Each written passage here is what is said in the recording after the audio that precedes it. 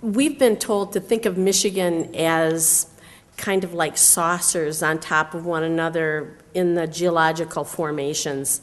And at Elba, in Joburg, I believe, is it the Dundee that they're using right now, and that's at approximately 2,300 feet. How far west would you be comfortable going and using that Dundee? I believe that the Bell Shale is above the Dundee. How far west toward Petoskey before you think it's no longer suitable to use the Dundee? Yeah, there are actually two issues related to that question.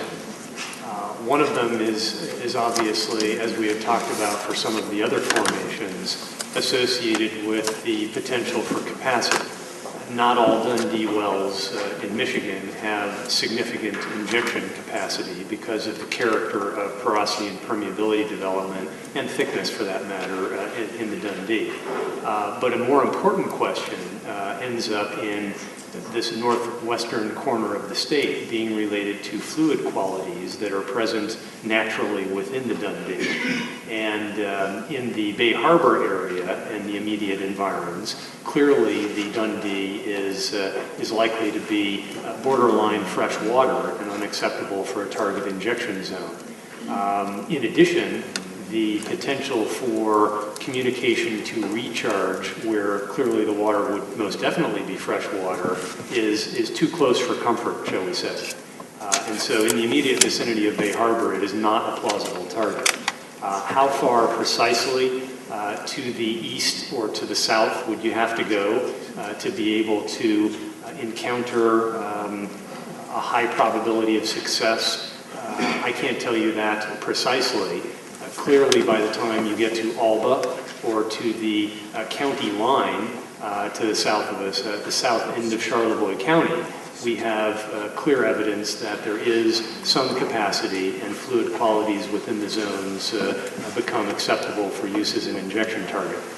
You did answer my question about what fascinates me is what you talked about, the borderline to freshwater and the communication to recharge. And just in the Jordan Valley, we've been doing these studies of where does the water come from, and we're finding out that recharge from the surface is sometimes hundreds of years. And Dr.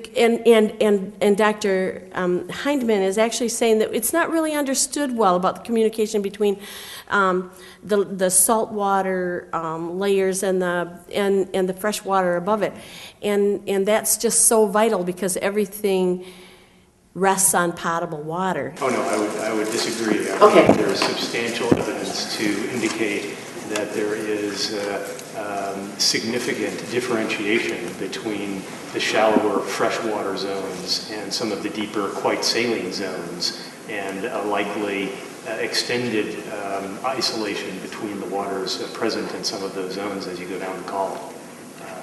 So not to say that everything is 100% answered. I wouldn't want to indicate that, but there is clearly isolation between certain segments of the geologic column over even geologic time in some cases.